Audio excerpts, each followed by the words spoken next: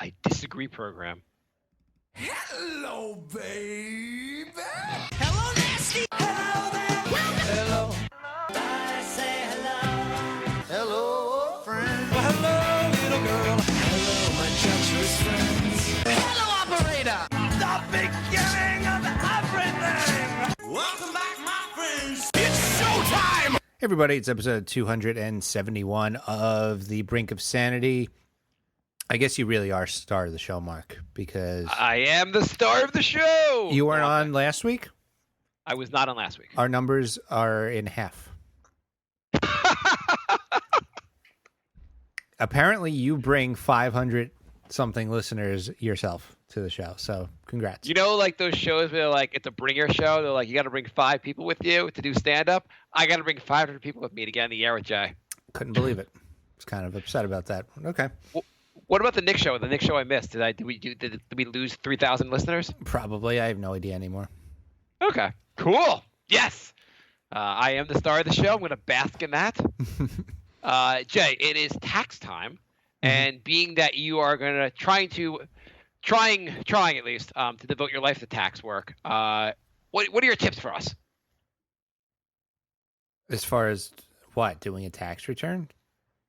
Well, yes, you legally have to file a tax return. I'm saying you have any last-minute tips for our listeners are tuning in here for tax advice, Jay. Oh, well, at the beginning of the year, you should make sure your deductions are 1 or 0. Because I made mine 8 and owed $7,000. Wait a second. You want to do taxes for a living, and you screwed up your own taxes? Well, apparently I set that up 4 years ago when I didn't know what I was doing. Wait, for the last 4 years, you've had 8. What does that mean?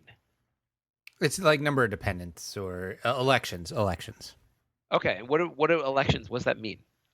It's all different things. Like, you know, if you can claim somebody as a dependent, that you can claim an election for anybody you claim as a dependent. If you have a spouse who's not working, you could claim another one. There's all different things. What is an election? Is your entire the exam you're trying to pass, like the entire exam is just what's an election? And Jay's like, God damn it. It's basically what it comes down to is it's how much money is getting taken out of each paycheck for estimated taxes. And so they take out less for each one of those things you claim. So you've been doing 8 for the last 4 years and have just noticed this year? Apparently. Oh. So have you been hit with like big tax bills every year and not? No, I've been getting returns every year. This year, I don't know why. This year it was like you owe $7,000. I don't understand what happened. Oh, that kind of sucks. Do you don't understand what happens because what happened? You're supposed to understand this stuff, Jay. Well, I understand what happened this year. I don't understand how it didn't affect me until this year. So let me pitch you. So you at some point will be an officially licensed tax guy, right? Yeah, and then I will delete this episode so nobody finds it. So here's my question. I had an issue with I started using an accountant a couple of years ago. We bought a house, blah, blah, blah. And, of course, I need to employ more people. And not in that personal account, just like an accountant just does my taxes, like what Jay would be doing, right, Jay? Right. So I live in Long Island. On my taxes, would you put that I live in the county of Nassau, or would you put the county of Manhattan for where I live? Nassau. Manhattan only counts for the boroughs, the 5 boroughs. Right. So what do you think happens if I live in Long Island and my accountant, puts county of Manhattan? I think you get a city tax also taken out of your... Oh, yeah. Yeah, I got that one. We filed the taxes, and I come home the other night, giant tax bill in the mail, like $15,000, some ridiculous amount of money. God. You're like, you owe this by April 21st. Failure to pay will become a penalty. And I'm like, what in God's name happened? And we already owed some money, so I'm like this on top of this, and suddenly I have to pay this in 2 weeks. And I looked online. I looked at my taxes, because I saw they had my address in there. So I the guy sent me the taxes. I didn't know I had to go over it with a fine coat, just look really closely at it. I just kind of said, That's what I do. He's a professional. I'll sign it, and there you go. That Even doesn't though you're even make sense that you would owe $15,000. Like, your entire year's tax is about $15,000. I don't know. It was just something. I don't know. Maybe you're making way more than I think you were making. It was some big number. Whatever. I'm just throwing a number out there, Jay. I mean, I guess if you're making $300,000 it was $8 million. I owed $8 million. Okay, and I owed $8 million, and so I'm like, call my accountant. I'm like, what the hell's going on? It turned out he just put I lived in the county of Manhattan. You know what he did? He screwed up. He copied your prior year return and didn't look at the updated information. Well, I guess you had to put I didn't realize you had to put your school district in there, and you put the same code he did for last year when I was in Manhattan. So yeah. He tried to be lazy and he copied everything from last year and didn't follow up. So supposedly, I am getting a letter from the IRS now saying I don't owe $15 million and I will be okay. Yeah, that sounds about right. But yeah, it's just the whole process of having to go through that. And I mean, he was apologetic and said he took care of it the same day and said they were calling you. Here's your case ID number. Which, have you ever utilized the case ID number and it's been helpful? No, I don't think for anything ever.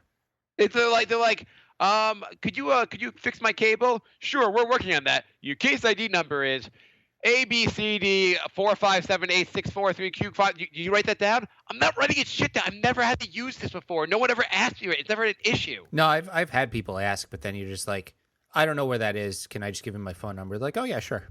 It's never an issue where you can't get it's not like, oh, you want your car back? What's your case ID number? I didn't know I had to keep that. Not getting your car back.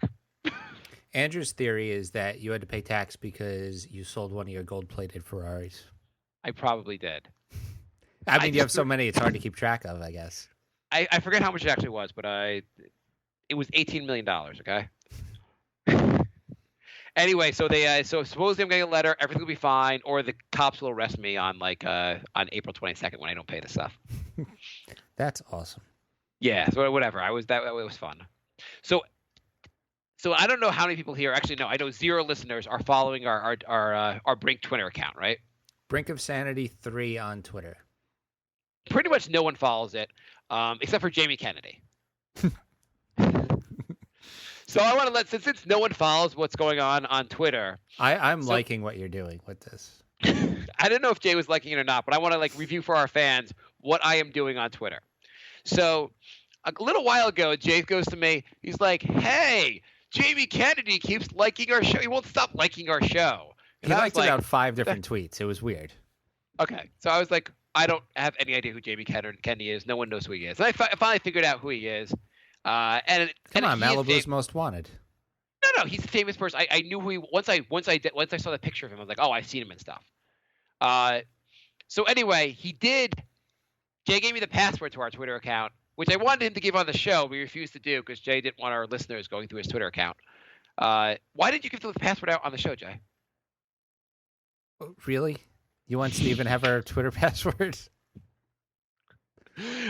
You know it would get banned in about 7 seconds. So I noticed that Jamie Kennedy did actually he actually did like a couple of our tweets. I have no idea why. And I even wrote to him on the show like, hey, do you want to come on our show? Are you really a fan? Blah, blah, blah. And he didn't respond to anything. The best was, Bri can't make it. Can you sub in this week?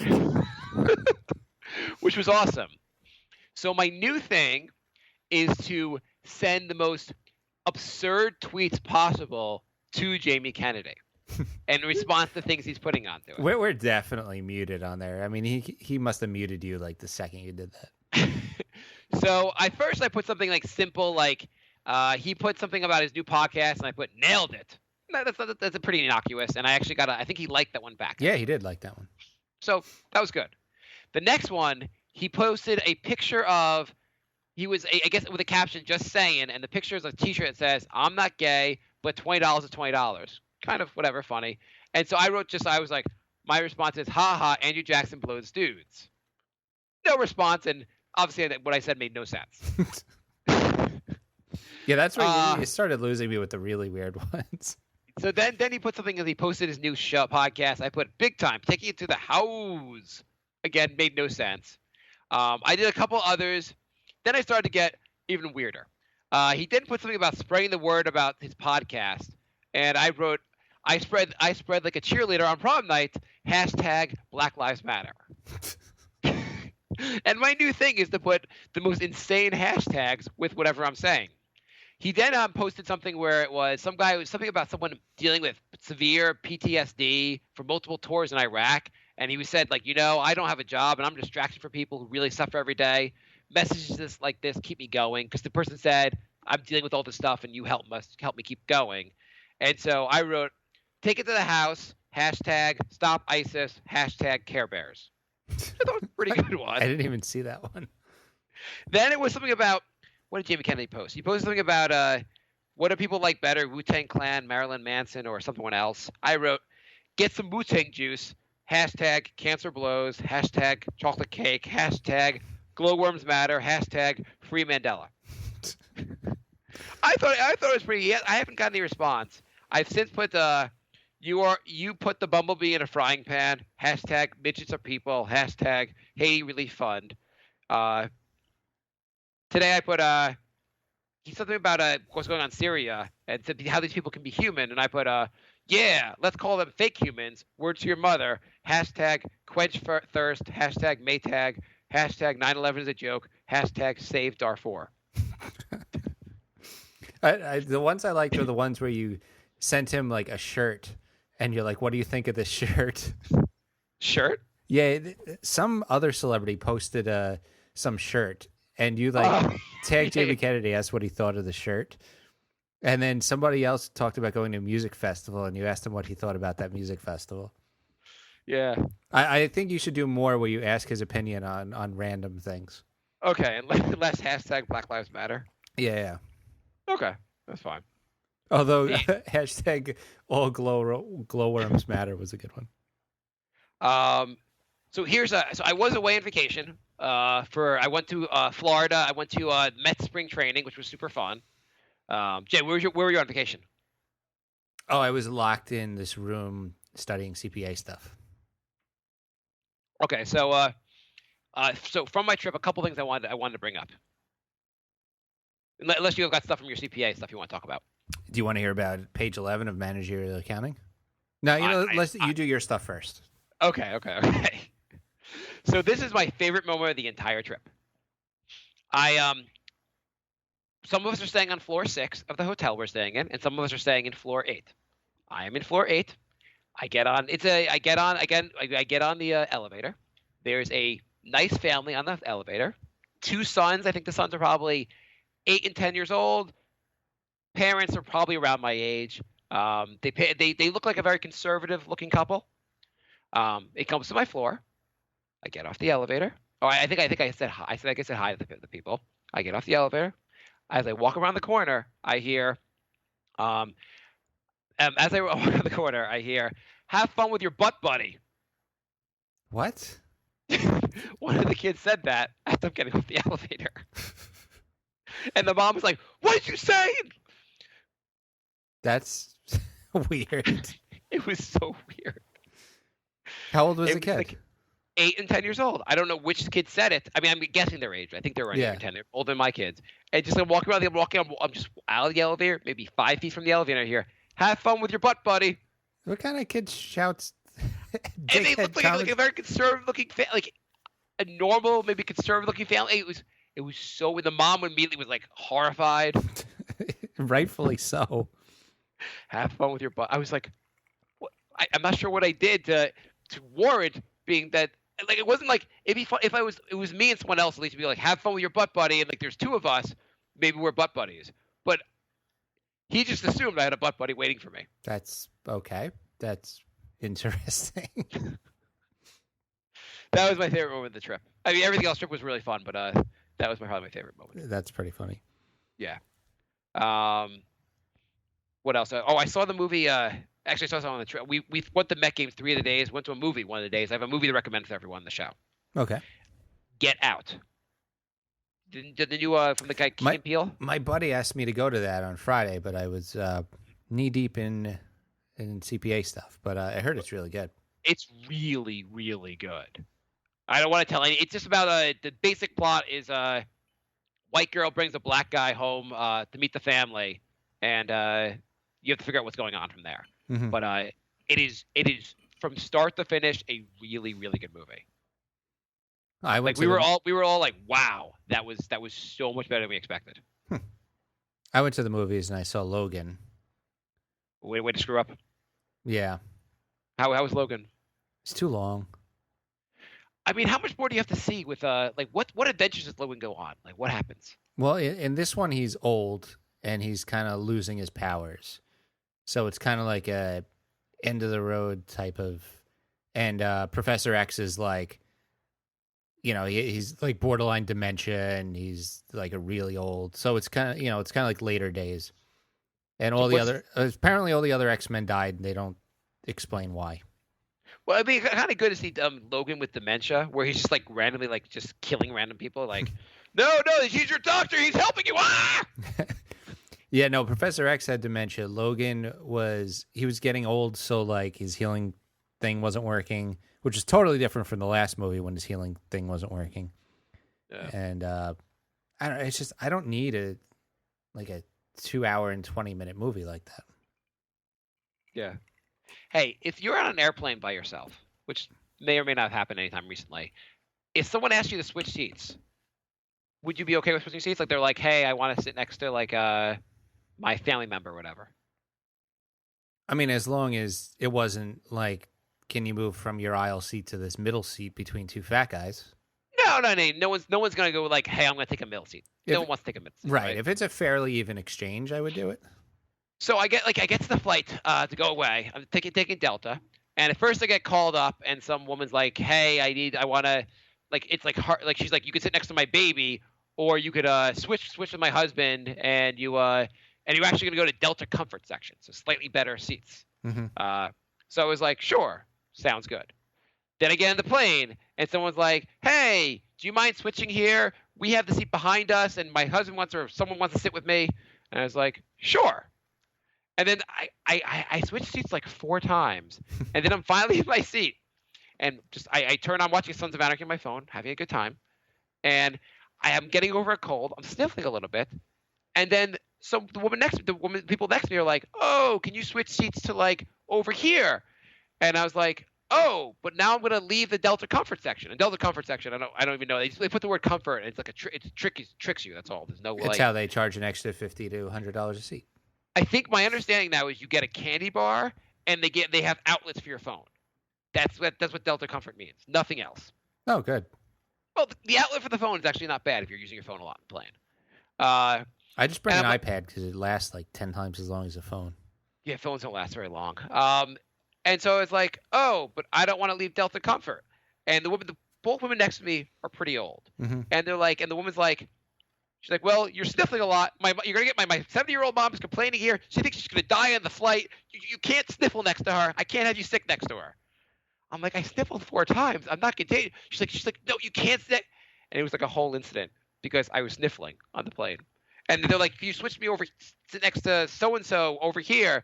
And the other woman's like, I don't want to sit next to someone sick. I don't want to catch a cold. I'm like, I'm not the fucking pariah. Apparently you were.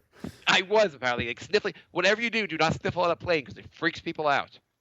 So like no one's ever caught a cold in their lives. Did you end up moving? I moved.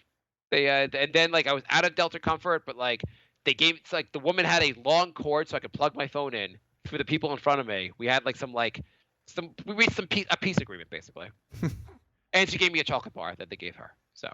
So basically you got everything from the comfort zone anyway. Yeah, it worked out fine. Once I could plug my phone in, I didn't really give a shit. I just wanted to sit there and watch Sons of Anarchy, by the way. You should watch. It's pretty good. So everyone in the comfort zone was a neurotic, paranoid old person.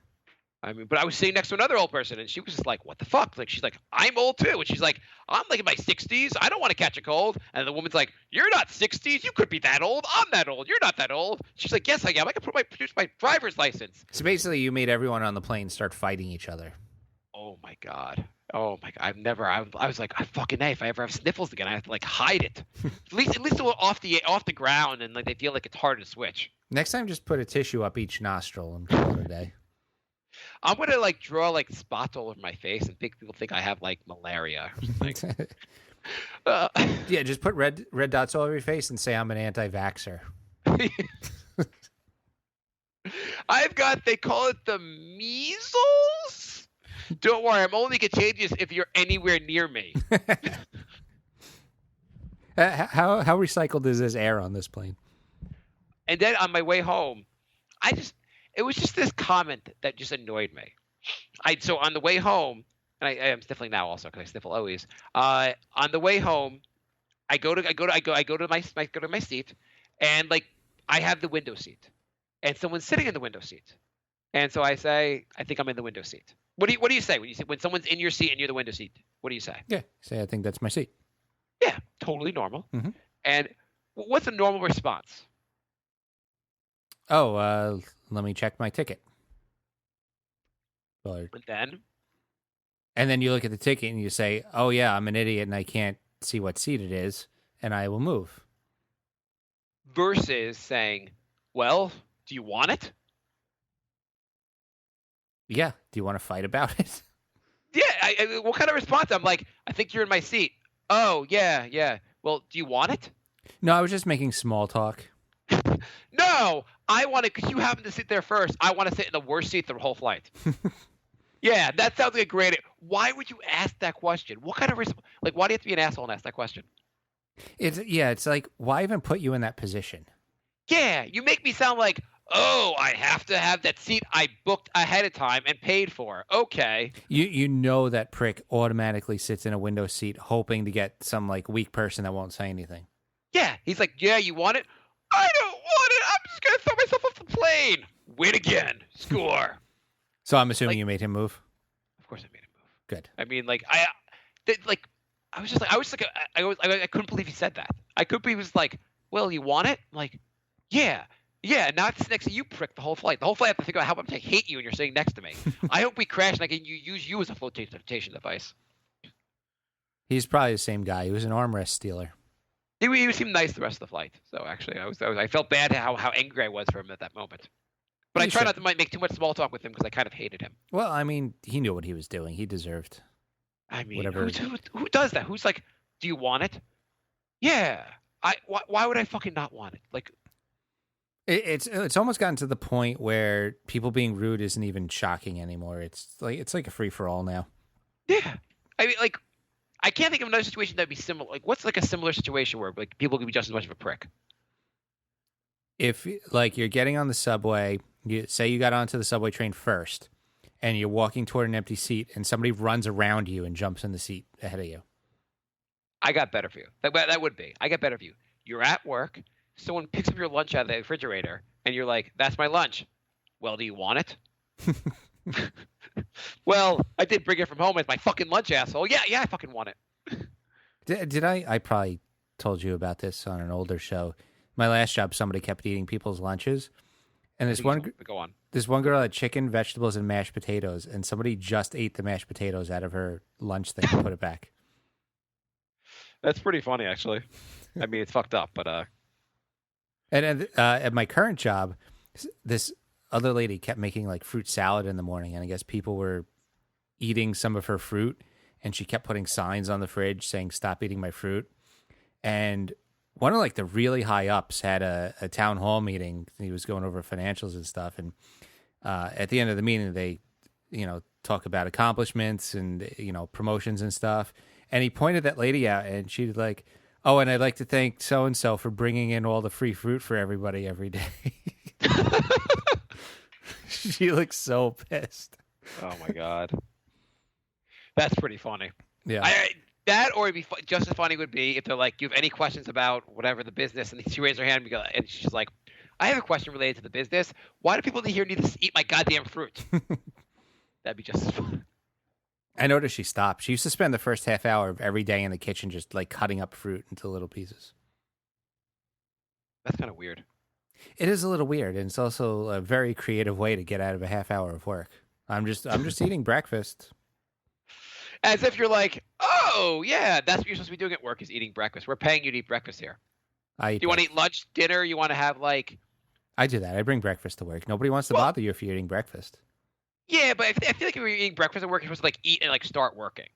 Or you're supposed to be there a little early to eat breakfast. You're not supposed to like take the first half hour of work to eat breakfast. Right. Do you apparently need to take the first half hour to eat breakfast? Jay, we need those reports. I'm eating my damn breakfast. Yeah, people come in. I'm on ESPN. I'm eating sausage, egg, and cheese. They're like, "Oh, sorry, I'll be back." Your legs are up. You're like, "Yeah, what the fuck, dude? It's my breakfast time." It's breakfast time. I don't think it's breakfast. Jay, it's 10 a.m. You could have eaten breakfast, I don't know, any other hour before this. Yeah, I sleep. I'm going to take a nap now. my time. Where's the couch? I just laying down in the lobby, like right where like the secretaries are, like the receptionists. You're like taking a nap here. If anyone comes over to me, they're ass. Well, we have a room called a relaxation room, which is, I think, a room for mothers who are still lactating. I think that's where they do that. Is it like upon relactation, like relax? Like right, but lactation? I should just go in there and take it literally and just kick back, just relax. Do you see women? Not that you go in there to watch them, which maybe you do. But do you see women like going in there with their babies, or like how do you like what? No, they don't go with their babies, but I think you save the milk for later, right? Yeah, no, that's true. You pump, yes. But my question is, how did you know if it just says relaxation room? Did it use? It was a pun, or like it just spelled? No, that's correctly? literally what it says, relaxation room. So how do you know that was the room for milking? I didn't for like 2 years, but then one of my coworkers had a baby, and she picked like I was talking to like her office mate, and she grabs her pump and says, "I'm going to go to the relaxation room." Would it be funny if she walks in there and guys are like all like watching like the baseball game or something like that? They're playing she like walks in and she's like, foosball. yeah, they're playing football. She's like, milking time. The relaxation room is more like it's for me to milk. Who says that? I say it now. Oh God, we're leaving. I mean, trying to play foosball while you're lactating is not very relaxing for me. They have like the electronic pumps. It's kind of a weird thing to watch. Also, Is it?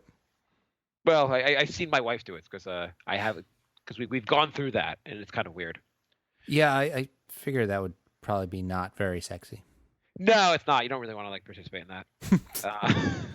My turn. I'm hungry. While I was down in Florida, I found out something very weird about Florida. What do you know about Florida? Every insane criminal story I read on the internet usually takes place in Florida. Right. And they have that rule, like the stand your ground law, where you could just shoot people like you feel like it. Yeah. The guy who shot Trayvon, right? He started that rule. Yeah, well, I mean, it was around obviously before then, but like basically he stalked this kid and like the guy got, I guess the kid might have gone to his face and like he just shot him and the law's like, well, if they get into your face, you can just shoot him because that's what we do here. And they're it's a big like the state's so into guns and all that. Those are all things we know about them, right? Yeah. Okay. And they don't have I think they don't have a state tax and blah blah. It's a crazy place, right? Yeah. You know what's not allowed in Florida? You know what's banned? It's going to be something so silly, isn't it? So I mean, like you can have like probably AK-47s, bazookas, guns. You can murder people. Totally cool. Oh, toy guns. No, you know what you can't have in Florida. You cannot have 40 ounces of beer. You can't have a 40 ounce. You can't drink a Colt 45 in Florida? You could do a 32 ounce. You could have two 32 ounces. Can't do a 40. They don't allow 40s in their state. I don't think the first 50 episodes of this podcast would have happened without 40s. I mean, first of all, that is outlawed. Do they just call it the we don't like darkies drinking law? I mean, is that why they had so many bath salt incidents? People are like, well, we don't have 40s. We'll just have to do bath salts. You're like, well, you could just do two 32s. Can't do that. I'm going to do bath salts and just go crazy. I've never seen a 32 of Colt 45. I was talking to like a friend of mine down there. I was like, we were talking about what do you think it was like? What was the legislature like? How did this get proposed? Like, what was it like? You yeah, well, we were talking here in the Congress down here, and we noticed the brown people, they get a little crazy. On 32 ounces of beer, they're totally fine. But you add 8 extra ounces, they're raping our women. We cannot have that. We need to limit the darkies to 32 ounces so they can do our roofs and hit our baseballs. No 8 more ounces because they go crazy, and we cannot have that. We'll call this the darky drinking bill. And then like, wait, you something less racist. Okay, but we're just going to make sure the darkies are not allowed to drink the 40 ounces. Well, sir, we have to make it so like everyone can't do it. Well, just make sure the darkies don't get their alcohol, and we'll. I mean, it has to have been like the most racist discussion possible. Which is weird because you could buy a 24-pack of Bud Light, which is like 120 ounces. So like, there's no. It has to be. I found that to keep the darkies in line, you have to do. I mean, they could buy a 16-pack and drink lots of beer, but when it comes in a 40-ounce container, they just go raping. I mean, if you drink 12 separate bottles, you're fine. But if it all comes in one bottle, it's just crazy town. Do you want our white women having to deal with the brown cock in them? If you don't want that, you will come with me on this bill. This bill, which we outlaw the 40 ounces and allow AK-47s in our schools. Who is with me? I mean, like it's the most insane. And then I have a coworker who lives in Florida who told me this insane story where she goes to a. Have you ever heard of a baby reveal party? No. So I joke, isn't a baby reveal party birth? But apparently a baby reveal party is when the woman's pregnant, they find out the sex, and then they have this party where they reveal the sex of the baby, right? And does everyone just shrug and be like, eh?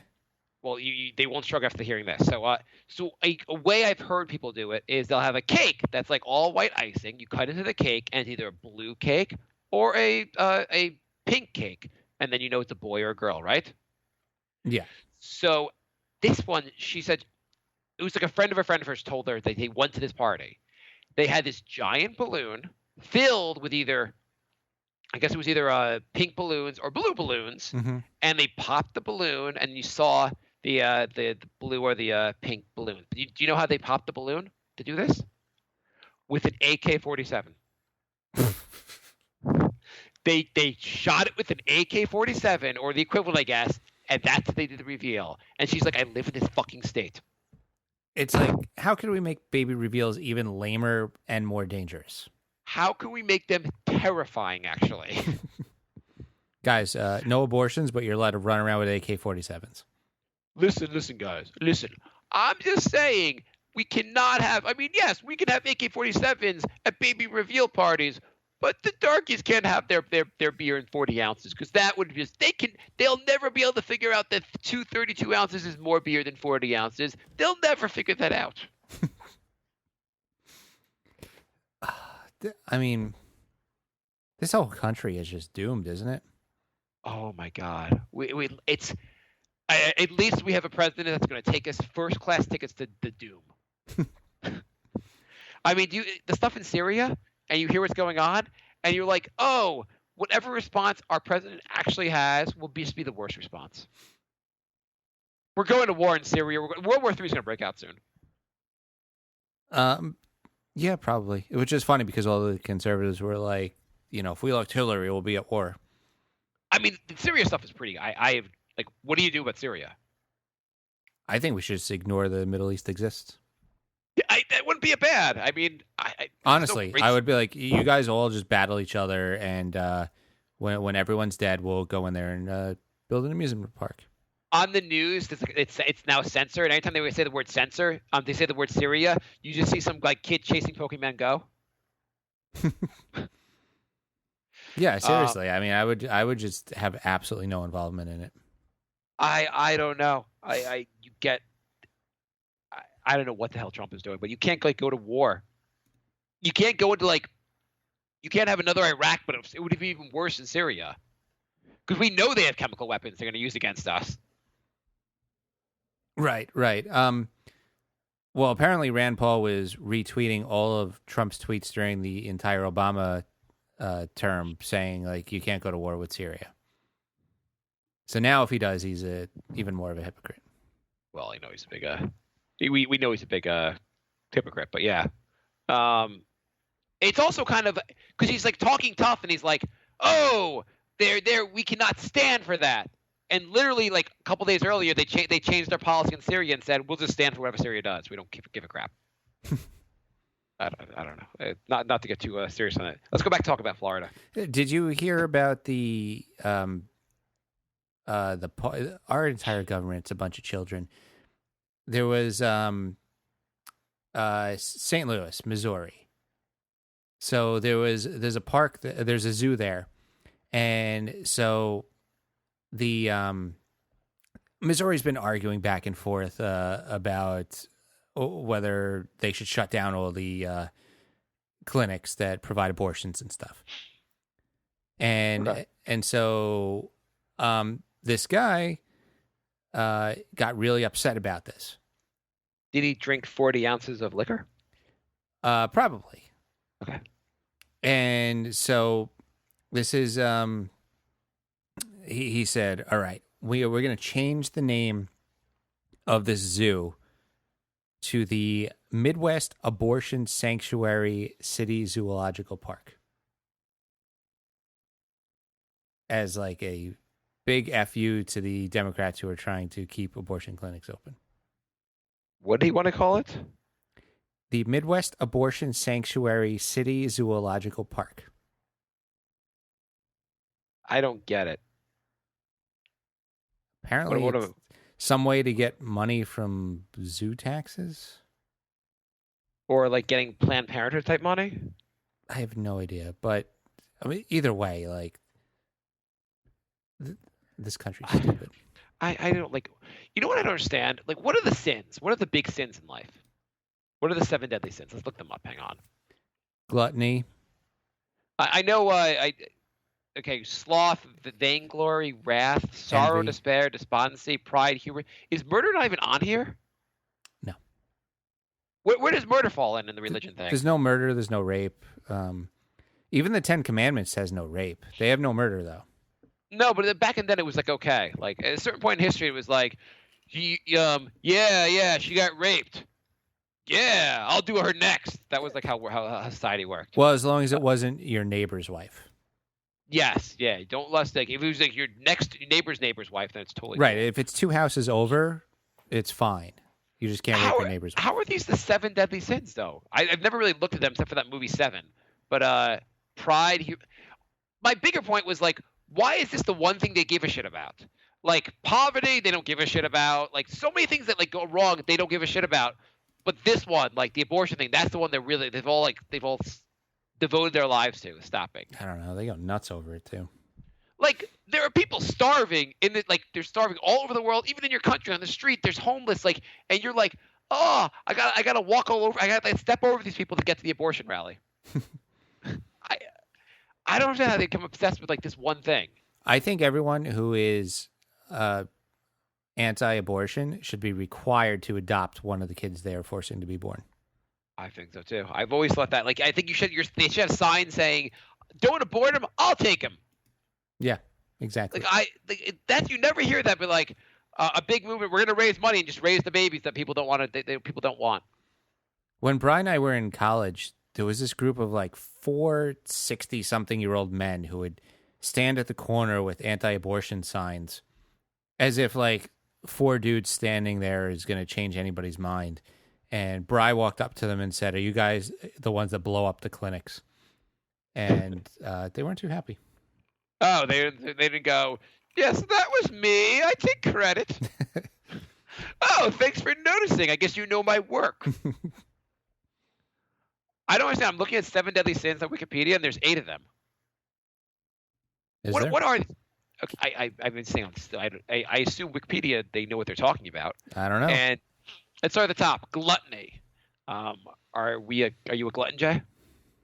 Tell me your sins, Jay. I mean, I'm overweight, so sure. Okay. Number 2, lust, fornication. Do you lust for fucking? Yeah. Avarice, greed. Are you? Do you wish the New York City had fined you $18 million? Had fined me? Or send me the tax bill, $18 million. I don't know. I was just saying for greed. Greed? Yeah, Remember? I want a lot of money. Yes, Yeah. that was a more simple way of asking that. Okay, fine. 4, hubris, pride. Do you have any pride, Jay? No, that one I don't have. Yeah. So we're, I don't understand that one. Like, I understand what they're trying to say. I guess. do you have self-esteem? Deadly sin. Sorrow, despair, despondency. Yeah. How is that a sin? I'm sad. You're a sinner. Oh, I guess you're going to hell. Well, that cheered me up. 6 is wrath. How do you live without doing all these things? You don't. 6 is wrath. It's like they should just call it like, do you have emotions? Wrath? Yeah, I get angry every day on the subway. They should call it the 7 feelings you're guaranteed to have at most of the time. Yeah, almost on a daily basis. Then vainglory, which seems kind of like a synonym for pride and hubris, but they're separated here. I pretty much have all of these before I even get to work in the morning. And then 8 is sloth, which I kind of thought was the same thing as gluttony. Yeah, or a cute little slow-moving animal. I don't know what sloth even means. Maybe they just really have it out for those animals. Does anyone actually that follows these religions actually read this stuff? Is that a Bible thing? It's like everyone going oh, I'm really into the religion. Let me just read this for the first time. What the fuck? Is 7 Deadly Sins a Bible thing? I thought it was. What's it from?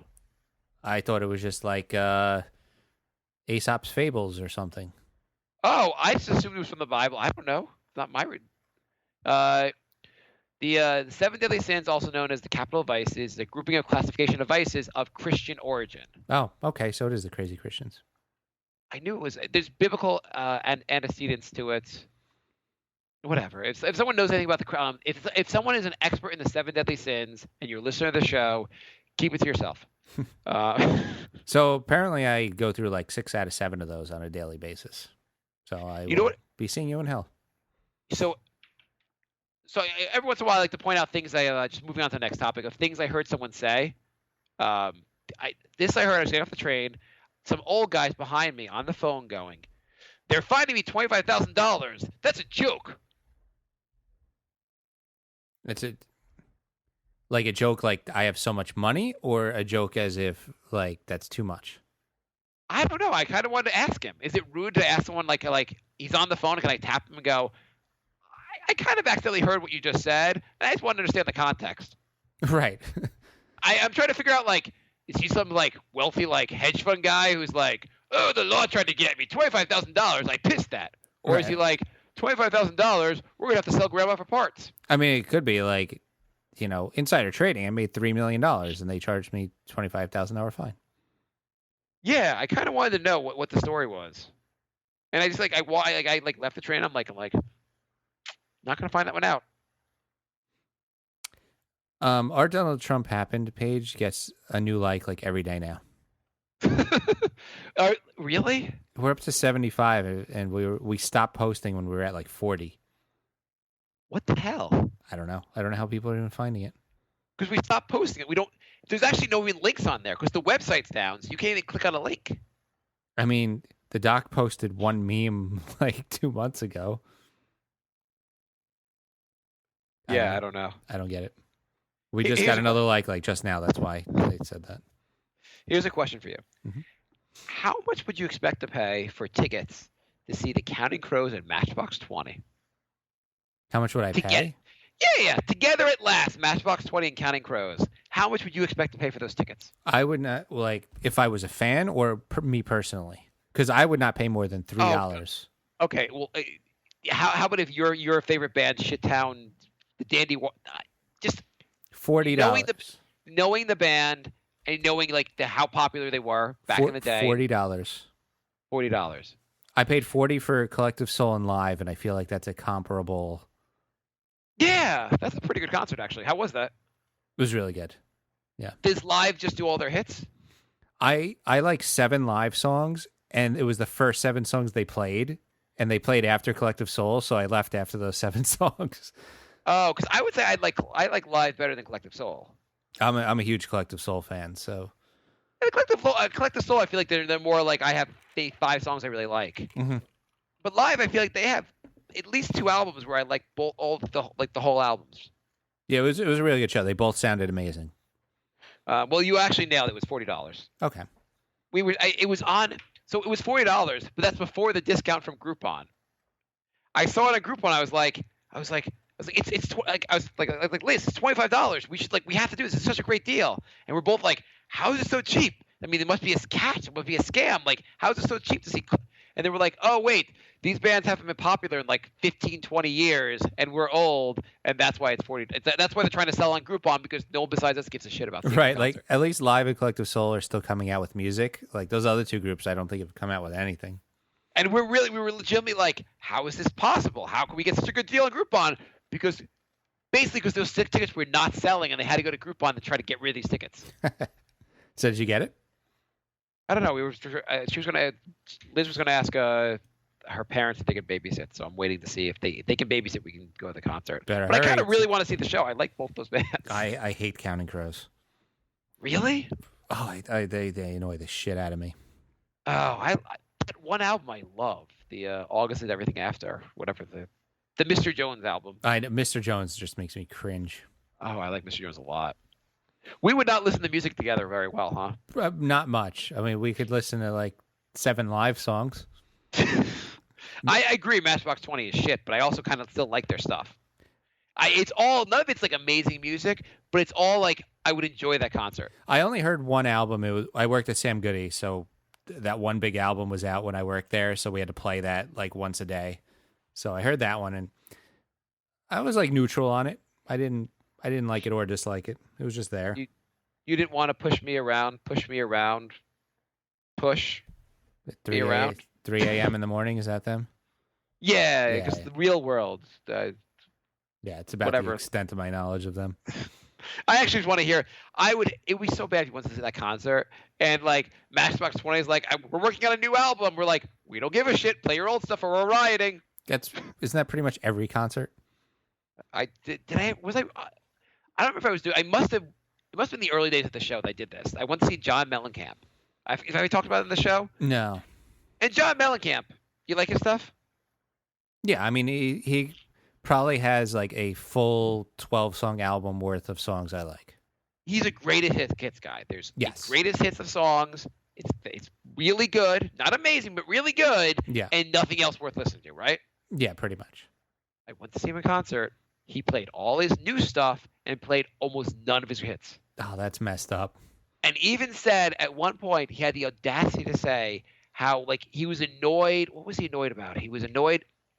He had some like preachy thing about I don't know. It was maybe like politics or something like that about like what's going on in the world. And I was like, hey asshole, shut the fuck up and play Pink Houses. That's why I'm here.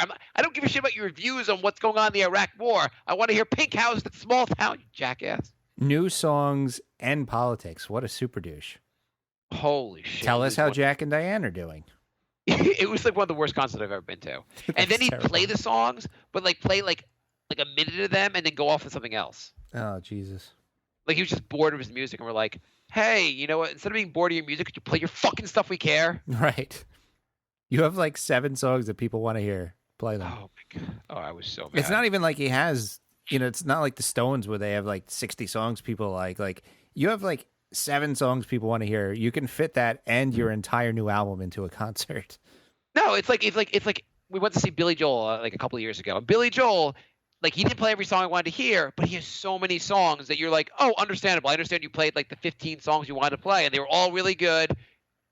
And then you played one new song or whatever, and you didn't play every song I wanted to hear, but you have that big collection of music. It makes sense.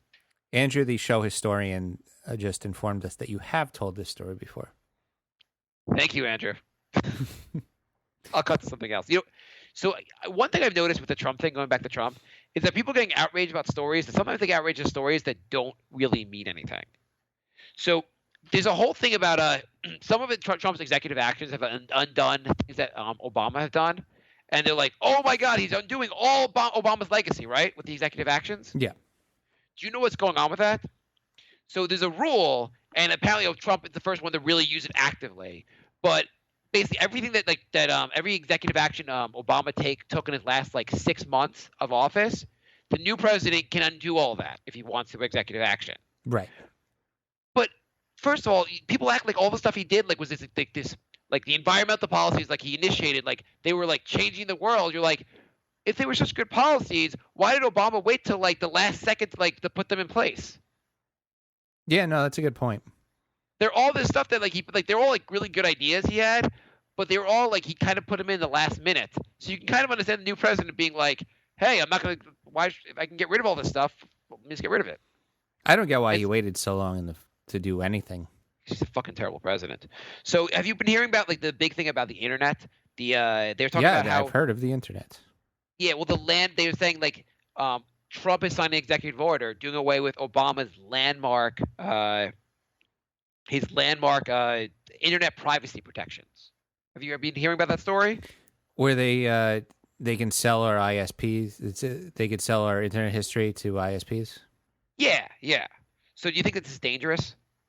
I don't think it's dangerous. I think it's shitty. Mitch McConnell, I heard, made $200,000 on that bill. Yeah. So what? So Mitch McConnell is such a piece of shit, by the way. Oh, of course, he's such a piece of shit. I mean, there's got to be there has to be the only thing that keeps me going with when I hear him speak. All I can think about is there's some hell out there where someone is spending eternity cutting off an inch of his body every 10 minutes. Now we're gonna cut off an inch of your toe, then another inch of your toe with a hot razor blade. That's the only way I can think of how his life has to go from here. But he's proof karma isn't real. Yeah. He's good. He's also good at politics because the Democrats, he just kicks the Democrats' ass at all times. Yeah. He looks like a goddamn pussy, but he's like, oh, you want to get your Supreme Court justice? I mean, there's a year to go. We'll just not allow for the next year. Whatever. What are you guys gonna do about it? Nothing, because you guys are worthless. Yep. And Democrats were like, you're right, Mitch. We are. So the big thing is that they wiped out. I guess Obama's thing was that you had to opt into your privacy being sold off, basically, right? Mm-hmm. So how do you think things will change now that Trump has gotten rid of this internet privacy thing? I think we probably won't notice, except maybe we'll get some more ads. And here's why we will won't get notice. rich. Do you know why we won't notice? Why?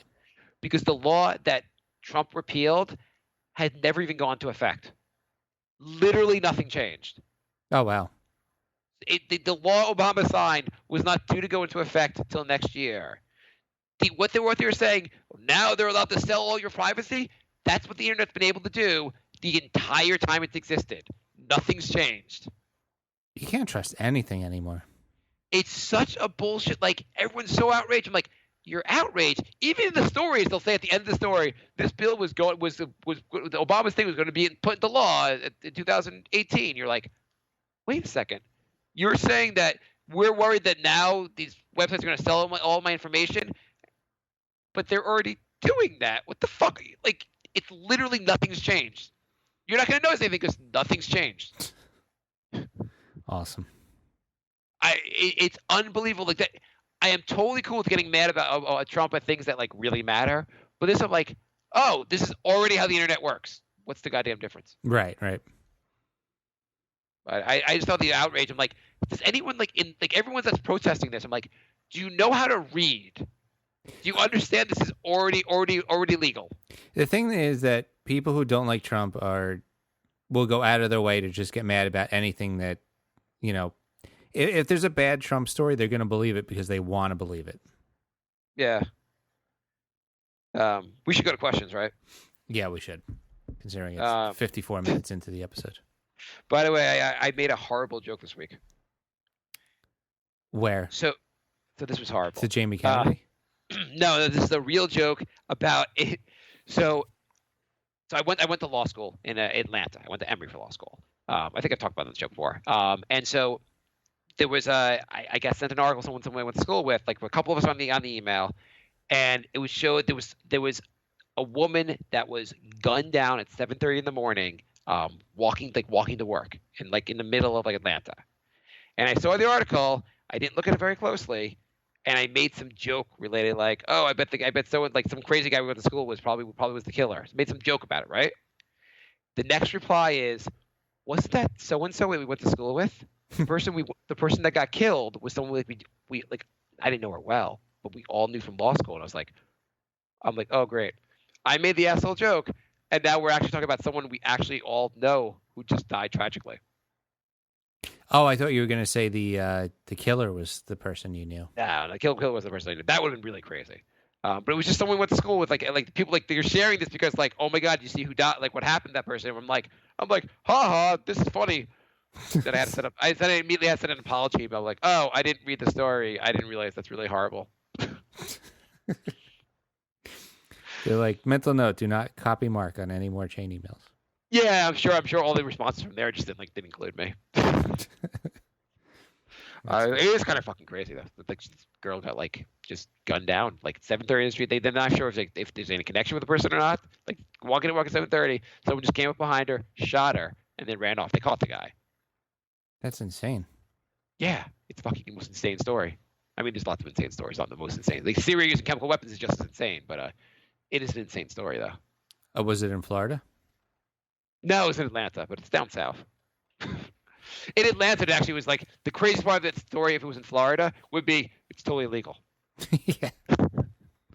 The woman was holding 40 ounces of liquor, so the guy was in his right to shoot her. So we're all glad he did that. Yeah. Lorenzo writes, "Hey Jay, you keep pronouncing Marcus incorrectly. You need to fix this before Sydney 300. Otherwise, you run the risk of pissing off the entire population of Australia. So here's a little activity to help. This is the wrong way. Meet the Fockers, meet the Mockers. Mockers. This is what it sounds like what you were saying to me. This is the right way. Green Bay Packers, Green Bay Mackers. Mackers. Now drop the R. Maccas." Okay, so I was trying to remember because I had been to Australia and I knew they called it something different. And I was trying to remember because Mockers did not sound right to me, but I couldn't remember what the right way was. That sounds. Thank you. That was helpful. Maccas. Maccas. Okay. Why do they? I have to ask. Why don't they just call it McDonald's? That seemed like a good nickname. We called it here in the U.S., but I thought Mickey D's was fine too. yeah, Mickey D's was pretty good too. Maccas. So Lorenzo writes, "Hey guys, to the lady in front of me at the supermarket buying eggs, who individually inspected each egg in a carton of 12, making me wait. I hope we get chased home by a pack of rabid wolves. I hate that. I really do. But why do you even like watch them? Well, if you need eggs and they're like blocking the whole egg section, and they're like going through it each one by one, that's annoying. Okay, the Knicks are up by 1 point. They're down by with 10 seconds to go in the game. They can't win this. They're up with 10 seconds to go? They're down by 1 point with 10 seconds to go. Oh my god. They better not fucking win this game. I might be on suicide. I might actually kill myself on this episode. They cannot. We're just watching all our chances just go away. I have to see it. There's no way they could actually win this game. Okay, so the Knicks, holy shit. We're going to keep going with the question. So I think the Knicks have the ball. There's 10 seconds to go. They're going to get a last shot against Washington. Oh my god. Holy shit. I hate this team so much. My Mets, they won tonight because they're a good baseball team. It's fun to watch the Mets because they know what they're doing. The Knicks are like a retarded clown. I don't understand. Let's keep going with the questions. I'll update you on what happens. But Jay, I'm curious about. Oh wait, here we go. Oh, no, sorry. Washington has the ball. They have to foul. Okay, that's much better. I thought the Knicks had the ball. So, okay, go on. But Jay, I'm curious about grocery shopping in a big city like New York. Oh my god. Am I going to get through this? No. They somehow I don't even see the foul. I don't know where the referees call these fouls. Okay, go on. They the Knicks fouled the shooter and yeah, we knew that was going to happen. But like I don't even know where they call the foul. Like Justin Holiday just had his arm straight up, didn't do anything, and they're like foul.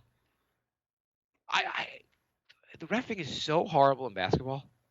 No other sport is ruined as much by the refs as basketball. But go on. It's true. But Jay, I'm curious about grocery shopping in a big city like New York. How do you cart it all home? Are you carrying like 12 bags of heavy shit like milk, butter, eggs? You said you don't have a car. Mark's butler would take care of his shopping, so it isn't an issue for him. There is a couple options. You either carry 12 bags home, you go much more often than you normally would, so you're only carrying a couple bags each time, which is what I seem to do. Or they have grocery delivery services. Like they have this thing called Fresh Direct, and you order all your groceries online, and they deliver it to you. I used to. There was a food emporium like at the end of our block, basically. Mm-hmm. I think I went to the supermarket 5 times a week. Like it would just be like you're always like grabbing something you're out of because you never can carry enough home. Yeah, you're always grabbing something. It's always like one or two things. Well, especially once I had kids, like it was always something we needed, and it drove me insane. Yeah, I feel like I go multiple times a week too. I have to say that the biggest luxury in living in the suburbs is getting to go to a suburb supermarket, where the aisles are not like insanely crowded together. You can actually get around. Like things are not like insanely overpriced for no good reason. It's like everything's it's like a discount sale basically because you're like comparing it to New York City prices. Right. Like, I can buy a box of cereal for only $3. Where? What third world nation am I living in? Yeah, when the doc and I lived together, we did the delivery service stuff. The Knicks have a shot. They're down by 3 with 8 seconds to go. They're going to have a chance to tie the game. Oh, they're definitely. Melo's going to shoot the ball now. He's going to get a chance to shoot a 3. 5, 4. He shot the 3. Please don't go in. He did not go in. Thank you, Melo. Thank you, Melo. I love you, Melo. Knicks lost. That was scary. That was scary. Thank you, Melo. Thank you, Melo, for being as good as you are. Can I ask you a question, Jay? I have a very important question to ask you. Okay. And I don't know if you're going to know this, but you're a man of a lot of wisdom, and I thought you might know this. Mm-hmm. So, why is Braille? Why are the letters not shaped like regular letters? Because it's quicker. It's quicker?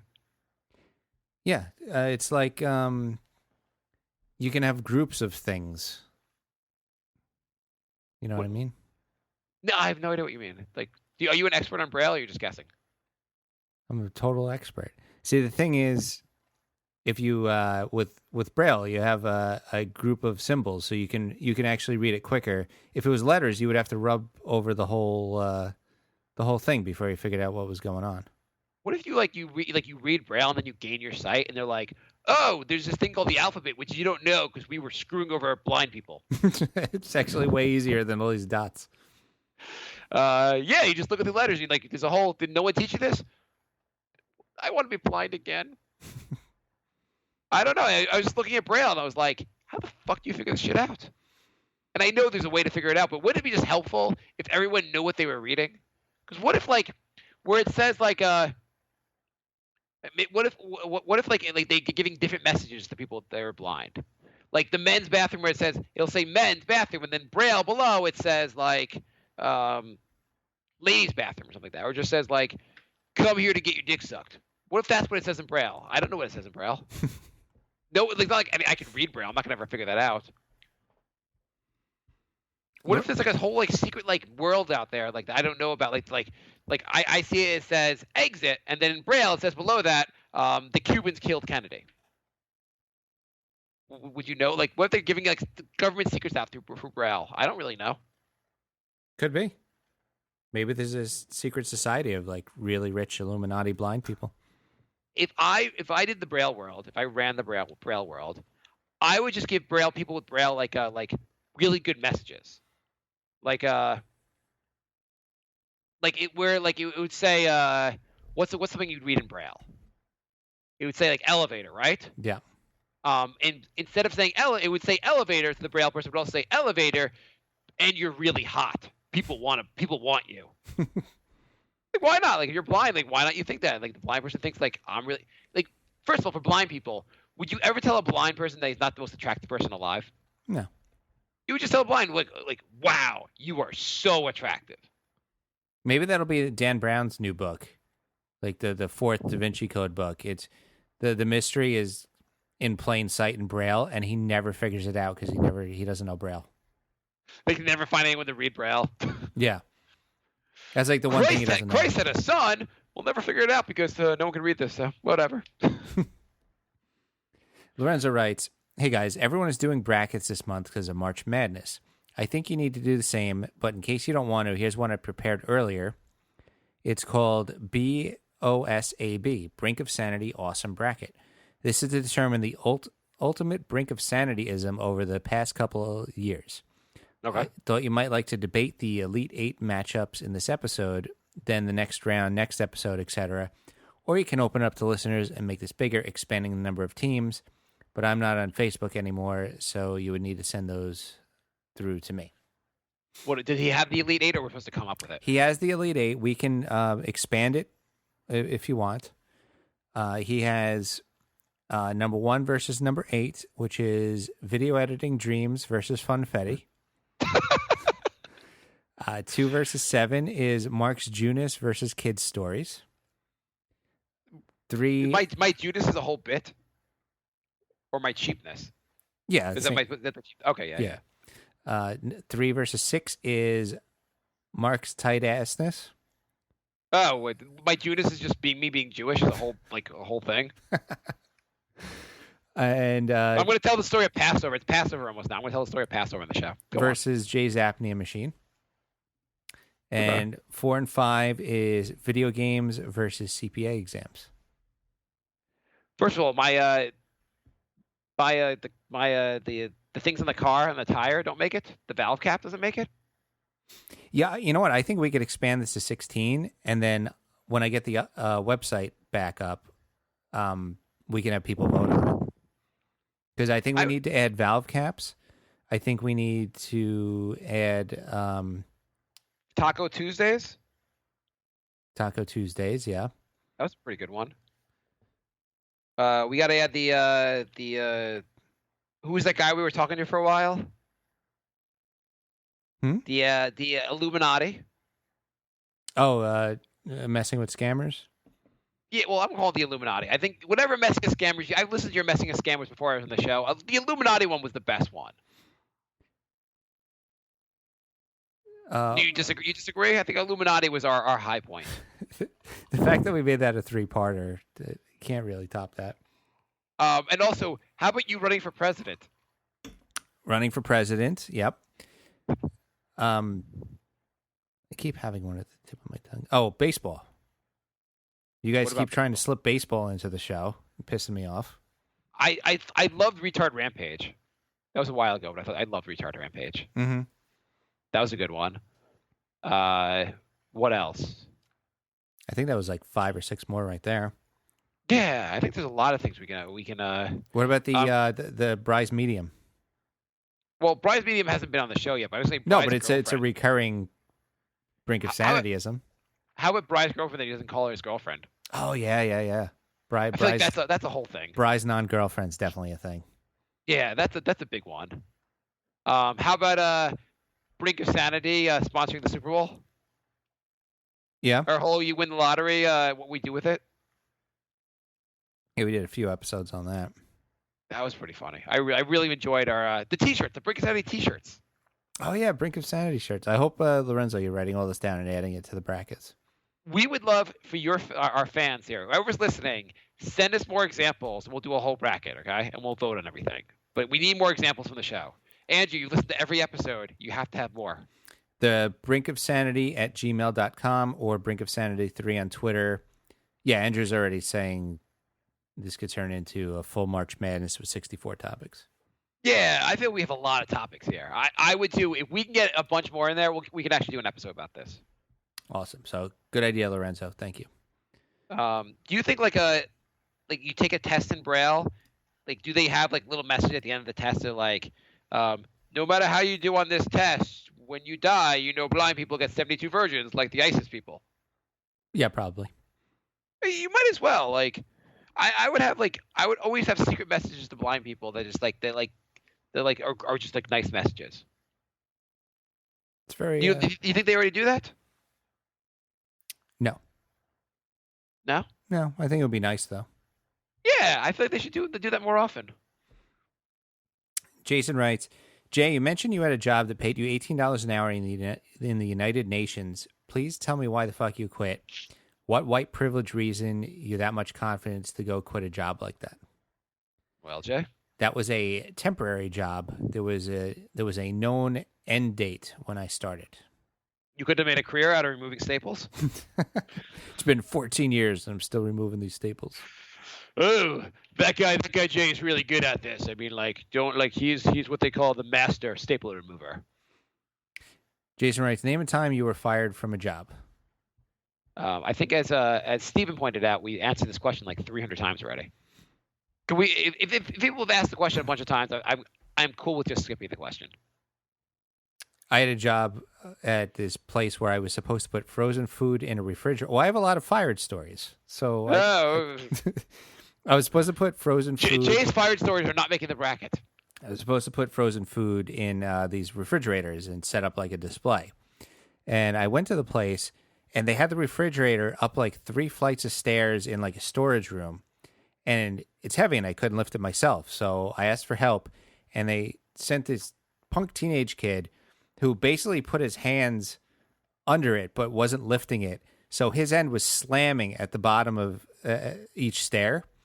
And about 5 or 6 stairs down, basically the fridge just exploded and the parts like went all over the place.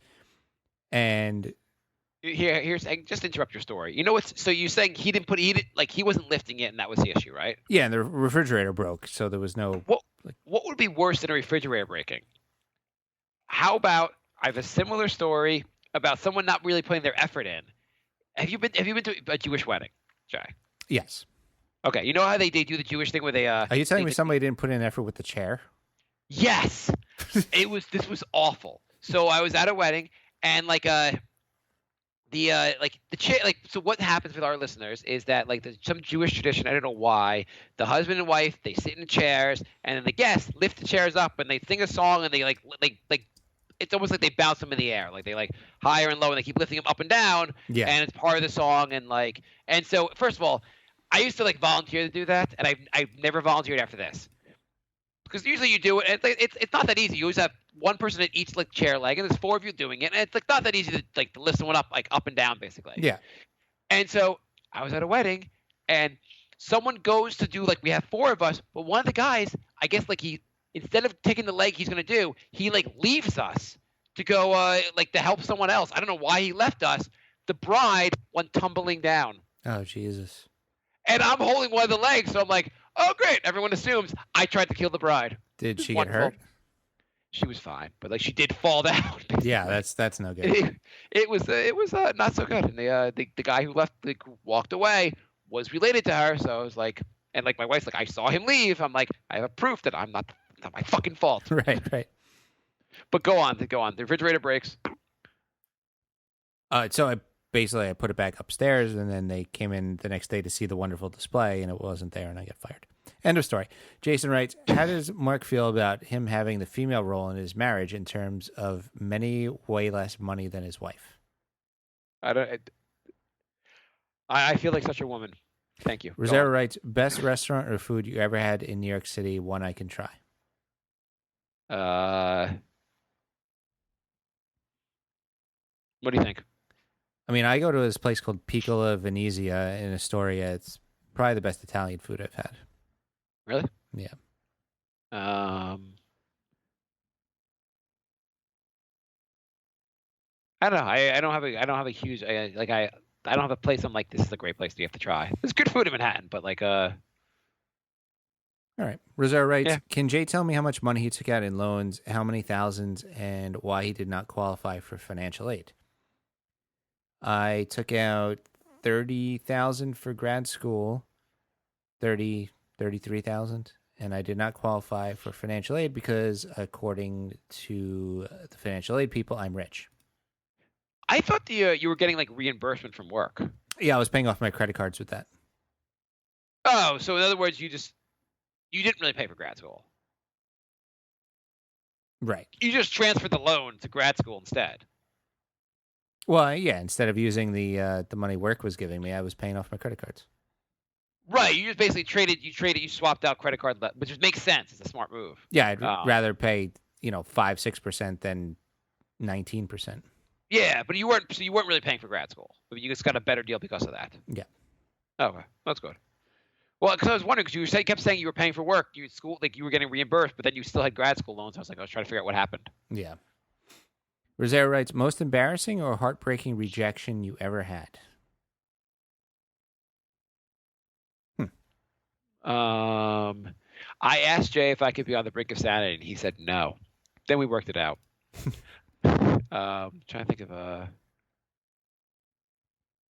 don't really have any good stories attached to it. I don't know. I remember freshman year, there was a girl I was really into, and then a buddy of mine was like, "Guess who I hooked up with?" And I was like, "Oh, the girl I was telling you I was like really into for the last 6 months. That's cool." Yeah, that's not good. The first girl I ever slept with, we dated for a while, and then she wanted to take a break, and then she told me she wanted to get back together. And the day we were supposed to get back together, she slept with somebody else, and so that scarred me for a while. That's kind of dick. Yeah, she was friends with my really good friend, so that's how I found out. We worked at the radio station together, and she's like, "I got great news," and I'm like, "What?" She's like, "So and so slept with somebody else last night," and I was like, "I'm destroyed right now. How is that great news?" She's like, "Well, now you can end this and move on." And I'm like, "Oh, but I'm like really upset. That's not good news." Can we cut to that conversation when you confronted her? Hey Jay, how you doing? We're back together, right? I think we have different definitions of what back together means. What are you talking about? I assume it means that we're going to be boyfriend and girlfriend, and I'm allowed to do whatever dudes I want. Yeah, the whole sleeping with other guys thing is kind of an issue for me. Oh, okay. If it's an issue for you, then starting now I won't do that. But let's not talk about yesterday.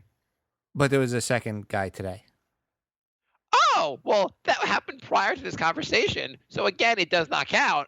I'm wiping my slate clean, and now going forward, I won't do any more dudes while you're at least guys you won't find out about, hopefully.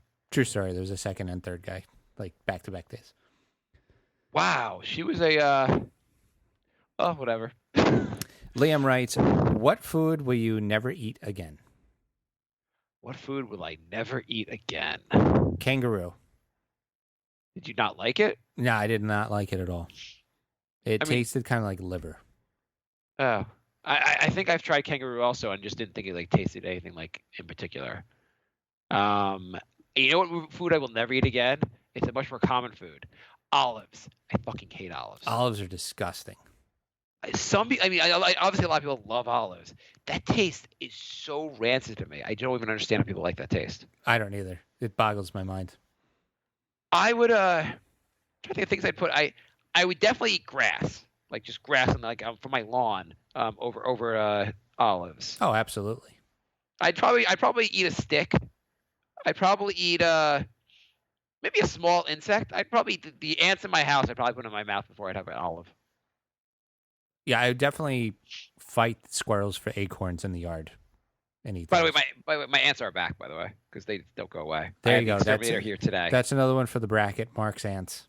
I don't know how Mark's ants didn't get on that.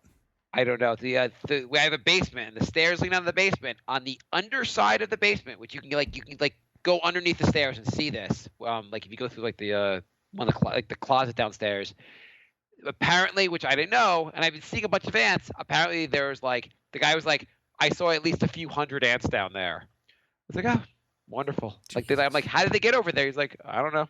I put some poison out there. We'll see how it goes. I'm like, great. Awesome. I'm like, can you just stop them from getting in the house?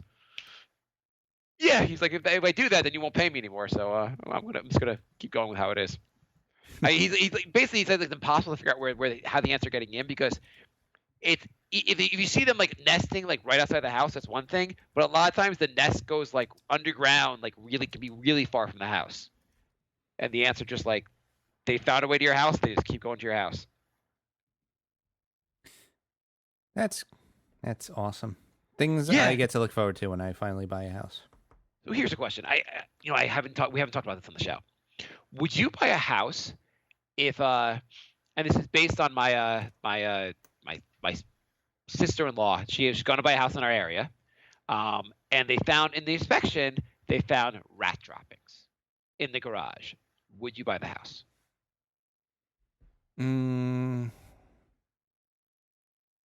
Probably not.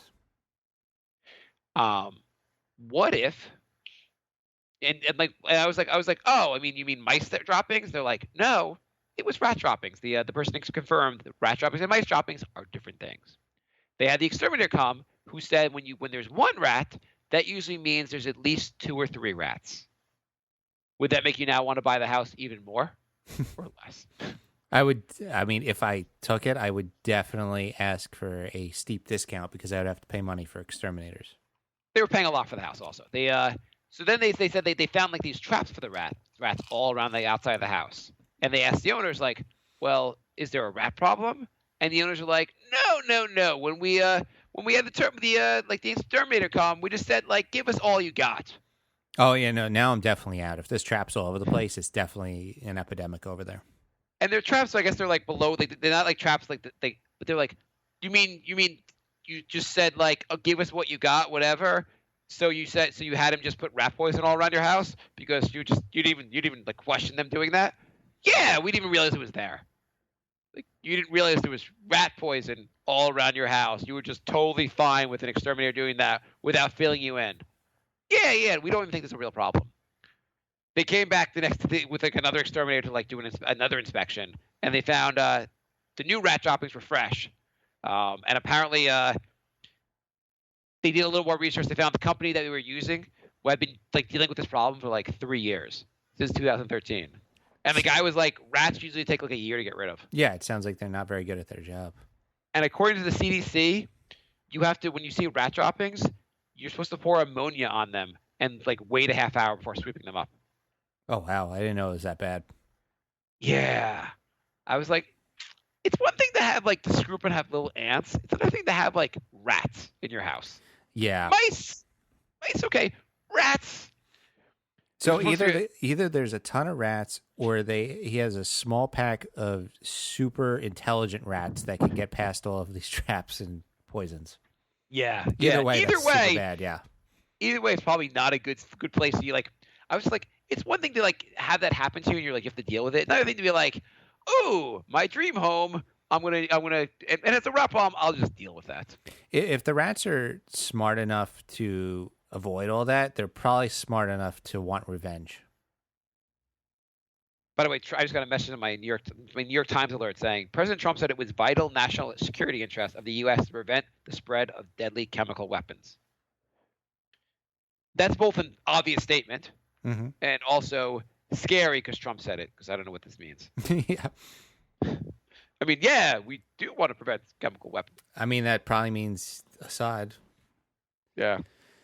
Liam writes, the most useless, expensive thing you bought. Me a pair of Beats by Dre Pro, which cost me $477, which broke 2 years later. I've gone off on Beats so many times on this show. I know you have. So you don't have to go off on how terrible they are. Liam has justified me. I bought they're called Vibram 5 Fingers. They're the shoes that have fingers, like have toes in them. And it's supposed to be just like running barefoot, but you're not running barefoot. For like $100, I bought those. You know what I'm talking about? Yeah. I bought those because I'm a complete moron. I wore them like 3 times, and I was like, "This is stupid." I look like an idiot running in them, and I'm not like a big runner, so I'm like I don't know what I thought would happen. Like I thought I'd wear them, and suddenly I'd become this magical distance runner. I bought a ridiculous pair of club pants that had like something like 50-inch cuffs. And how much did it cost you? It was like $80. How many times did you wear it? Probably like seven times. Way more than I should have, because it looks so ridiculous. I wore it in Boston, and they're so ridiculous. I went to a bar, and he's like, "What do you have under there?" Because you have to like wear dress shoes to all the bars and clubs in Boston. I'm like, You can't see my feet. Does it even matter? He made me like lift my leg up, and I was wearing sneakers, and he wouldn't let me in. I'm like, but these ridiculous pants are okay. All right. Thank you, Boston. Liam writes, weirdest sexual thing you have done with a woman, not each other, Mark and Jay. Mine was smelling my girlfriend's ass after she shit, which smelled like shit, but turned me on anyway. This was a one-time thing. P.S. Does Bri know his upper tramp stamp eye tattoo is a sexy symbol for the gay community? No joke. For a second, I thought you were telling us how you. Now you weren't reading the question. You were just telling us how you smelled your girlfriend's ass after she shit. And I was like, Jay, you really opened up in front just now. And I know we got that comment on a different show about how we're both like very conservative sexually, at least when we talk about stuff in the show. Mm-hmm. Would you agree? Yeah. And then I don't even have a good answer for this question. I don't either. The weirdest thing, I tried handcuffs once. I thought it was stupid. What have I done? Nothing really. Like my best is like having like sleeping with two different girls in the same 24-hour period, and I was pretty excited about that. And that's pretty lame. That's not even that's not weird or anything. No, I think I did that once too, and I thought it was pretty exciting as well. I was like, "Ooh, I'm cool." Yeah. Let me see. I don't really have anything like it's like. Yeah, because I'm boring. Yeah, I'm boring. Oh, Andrew thinks it's hilarious that you're so cheap with your money, but you bought those gimmick shoes. You know, the only positive is that there was a lawsuit, and for like all the morons like me, like we all got like $20 or $30 back because they sued and they were like whatever claims they made, not like they had anything to do with me buying the stupid shoes. Apparently it was a lie, and we all got money back. But yeah, I am so cheap. It's amazing. Every once in a while, I will splurge on the dumbest possible thing. I have a couple items like that. I have which actually, I bought once I have a snow cone maker. It was only like $30, mm-hmm. but it was like, why? There's no reason I have but now that I have kids, I bought it prior to having kids, which is amazing. But now that I have kids, the kids love the snow cone maker. I bought what did I buy? Oh, I bought a $30 for one of those remote control helicopters. It broke within like 5 minutes of me flying it, but I was actually able to return it and get the money back. All right. Yeah, I'm trying to think of I'm sure I'll have a story of being my wife bought. What did she buy? So she bought. It's probably me being cheap also. So you have a cutting board. You have a cutting board? Yeah. How new or old is your cutting board? I have no idea. Give me an estimate. 6 years old. Assuming you and your girl live together for the rest of your lives, mm-hmm. When will you get a new cutting board? If it's my choice, absolutely never. Why would you ever get a new cutting board, right? Yeah, unless it's falling apart or leaving splinters in your food. Doesn't seem like there's ever a point. I think you buy a cutting board and you're done. That's just a one-time purchase for your life. Yeah. My wife seems to disagree. And we don't have just one cutting board. We have two. We have one that I guess we had when maybe I had or she had when we first moved in together. And then she registered for another cutting board. So we got one when we got married, got a cutting board. And they're just cutting boards. They're like, that's it. There's nothing. And she's like, the cutting boards are getting old and moldy, she thought, which they're not. They go through the dishwasher all the time. They're completely fine, sterile every time they go through the dishwasher. She said we needed to get a new cutting board. Which is, am I being cheap by saying that we never in our lives ever have to get a new cutting board? No, I don't think you ever need a new cutting board. Never. So she bought a cutting board online. She did not look. When you buy a cutting board, would you look to see the dimensions of the cutting board that you're buying? You got to. A lot of things online look like a good price because they're tiny. So we got like a life raft for a cutting board. It's the biggest cutting board I've ever seen. She's like, yes, we need a cutting board. I realized this is not the cutting board we need. I'm going to return it. But it's huge. I was like, if there was ever a flood, I guess the whole family will just go on the cutting board and be fine. That's funny. But yeah, and she's like, I was going to tell you, but I knew you were going to get mad. And we don't, I'm like, why Damn right. do we need a cutting board? Jaime writes, so last Sunday was WrestleMania. I was wondering if you ever watched wrestling when you were younger, or do you watch it still? I used to watch wrestling until I was like 12. What about you? I think I was a little older than 12, but yeah, it was mainly the 80s lineups of Macho Man Randy Savage and Roddy Piper. Yeah, I remember being really excited for Hulk Hogan going against the Ultimate Warrior. I remember that was towards the end of it for me. Yeah, I think, and then Hulk Hogan went against Macho Man, and that was... Yeah, that was also another big one. Yeah. But that was pretty much the end for me. Yeah, not much after that, really. Yeah, I never got to when they became like a reality. When they all had like real names, I wasn't watching anymore. Exactly. It's just like a dude in a Speedo with a real name. And I'm like, yeah, I'm not really into that. In fairness, though, I remember like seeing a little of that and being like, this is better than the wrestling I used to watch, but I don't want to go back to it. Because they had like more storylines and like apparently that was like what we thought was the height of wrestling is not the height of wrestling. The height of wrestling is like thereafter when they actually had the storylines and stuff. I don't know. I tried watching once a couple years ago. They had the Muppets like co-host, which was a weird mishmash. But I watched for 45 minutes, and I think there was 2-minute matches, and all the rest was just talking about how they're gonna fight and talking to each other and. That's when wrestling became that's when it became really popular though. Oh, it was terrible. I couldn't do it. I mean, I'm a huge Muppet fan, and I couldn't even sit through it. I was listening to a podcast where it was an NPR podcast where they covered the moment when wrestling became real and like how it transitioned. It was really, really fascinating, actually. There was a whole, and I'm not going to be as fascinating when I tell a story, but so you remember Bret the Hitman Hart, right? Yep. He was a big time wrestler, and he was so he was the heavyweight champion in the WWE, I guess, and he got offered a bunch of money to join the WCW, I guess it was, and it was money that like Vince McMahon, I guess, couldn't match the money. It was more money, and he was like, I get it. It's a lot of money. Go do it. You'll leave, and we'll have they're gonna have like a last. Maybe it was gonna be WrestleMania, some last event where you'd wrestle. And he's like, I want you to lose the title at this so we can transition out of there. Right. And Bret the Hitman Hart was like, I don't want to lose the title, which is absurd because like it's all fake. So like, why do you give a shit? Right. But he made a whole big deal about not losing the title. And I guess whoever he was going to wrestle, he didn't want to lose to that guy especially. And so they made I guess the script was that somehow Bret the Hitman Hart was going to be disqualified in the fight.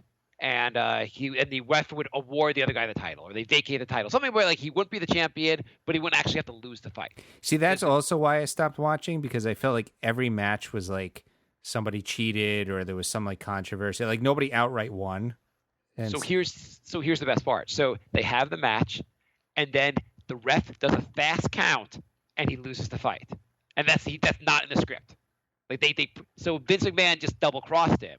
Yeah. And so he flips out afterwards, and he's like, "What the fuck?" He loses his mind, and he immediately charges like the behind the scenes to go find Vince McMahon.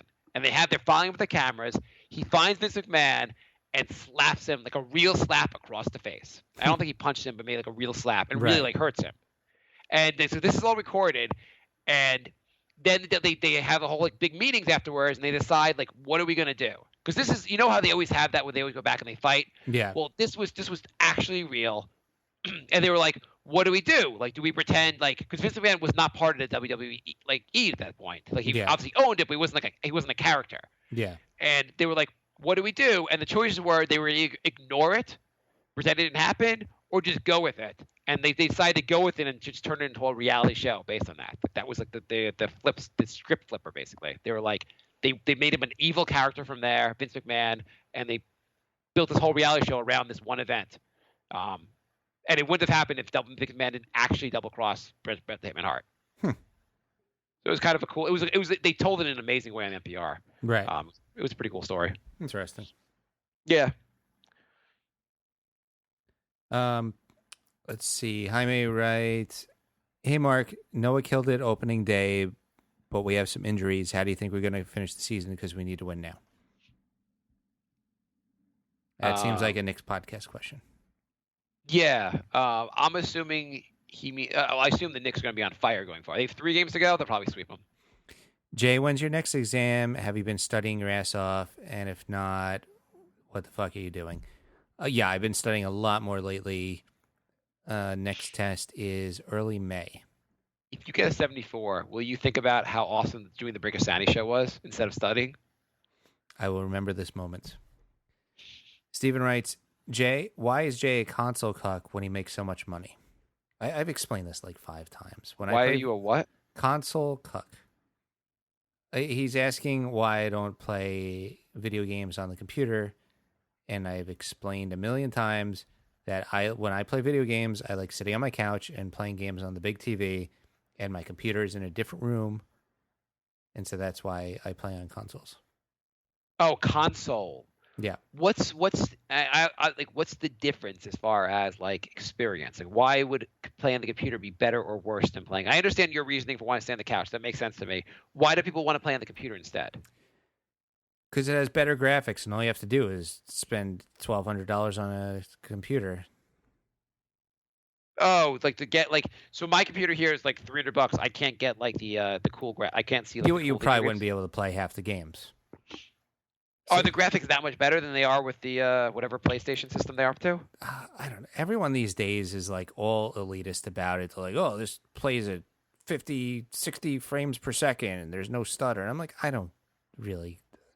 I see side by sides, and one screen might look slightly better, but it's not worth like getting into a thing over. I mean, do you care that much about the graphics being so realistic? No, I just started playing a PlayStation 2 game. They're up to PlayStation 4. Like, I'm fine with the PlayStation 2 game. I'm pretty sure I could play Contra and just have just as much fun right now. Exactly. I play old school games still. I beat the original Mega Man recently. That's pretty hard. Yeah.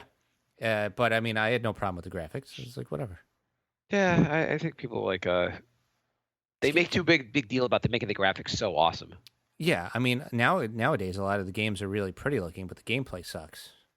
Well, I hate every game also that has like when they have like the sports games when they have all the playbook like the John Madden games where there's like, oh, you want to choose one of the 800 plays we could run here? I'm like, I want 4 plays. That's it. I like how they the best part is they still give you 40 seconds and there's like 400 plays. I'm like, I'm not learning the whole playbook, dude. Like, I just want 4. I want to go like run left, run right, run up the middle, throw. That's all I want. That's the problem with a lot of the games. I used to love driving games like Top Gear and stuff. Everything now is a driving simulation where it's like you gotta, put on the right tires of your car for the track and, slow down to like 20 miles an hour during sharp turns. I just want to hold down the gas and hit some nitros and, Yeah, I don't want to do anything the new games have. All the more real features suck. Yeah. And also, all those games you tell me about where you have to like, I mean, the most insane things I've ever heard, like where you have to walk somewhere for 20 miles, and they actually make you walk 20 miles in the game. Yeah, that's like the entire game of World of Warcraft. I don't understand how people actually do this stuff. It's about looking at the scenery and the experience of exploring new areas.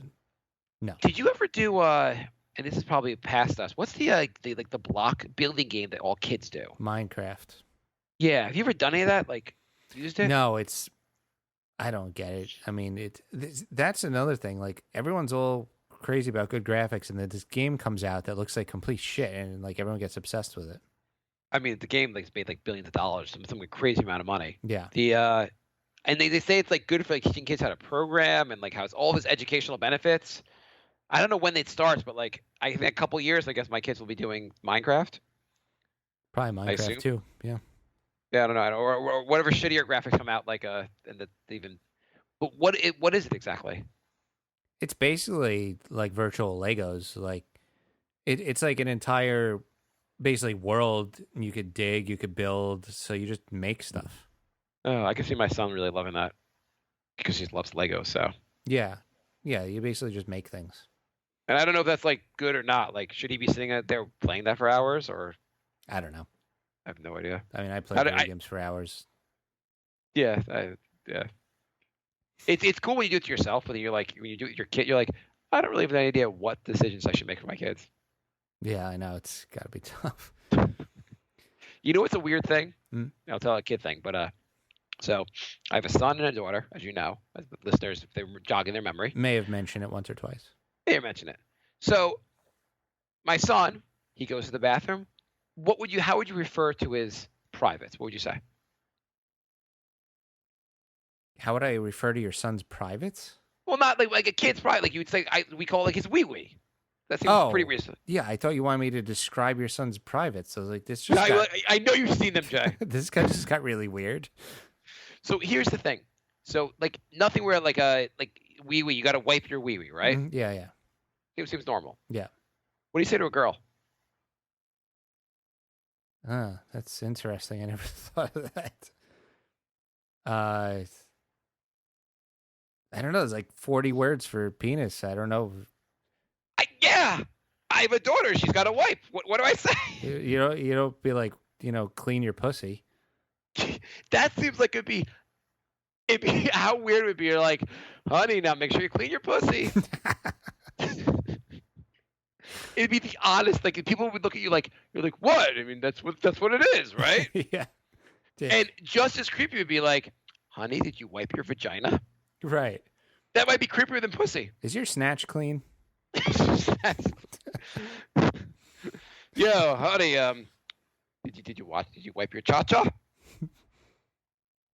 Hey, so what do you give me an answer? I have a daughter.